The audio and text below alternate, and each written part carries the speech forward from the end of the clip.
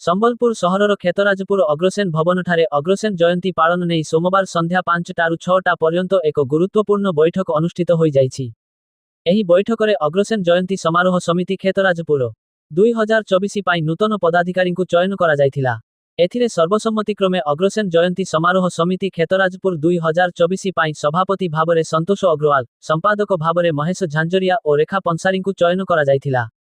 ଏହି ବୈଠକରେ ଉତ୍କଳ ପ୍ରାଦେଶିକ ମାରୱାଡ଼ି ସମ୍ମେଳନର ପୂର୍ବତନ ରାଜ୍ୟ ସଭାପତି ଅଶୋକ ଜାଲାନ, ବର୍ତ୍ତମାନର ରାଜ୍ୟ ସଭାପତି ଦିନେଶ ଅଗ୍ରୱାଲ, ମାରୱାଡ଼ି ଯୁବାମଞ୍ଚର ରାଜ୍ୟ ସଭାପତି ପରାଗ ଅଗ୍ରୱାଲଙ୍କ ସମେତ ବିଗତ ବର୍ଷର ଅଗ୍ରସେନ ଜୟନ୍ତୀ ସମାରୋହ ସମିତିର ସବୁ ସଭ୍ୟ ସଭ୍ୟାମାନେ ଉପସ୍ଥିତ ଥିଲେ। ଏଥିସହିତ ବୈଠକରେ ମାରୱାଡ଼ି ସମାଜର 23 ଗୋଟି ସଂଗଠନର ସଭାପତି ଓ ସମ୍ପାଦକମାନେ ବୈଠକରେ ଉପସ୍ଥିତ ଥିଲେ।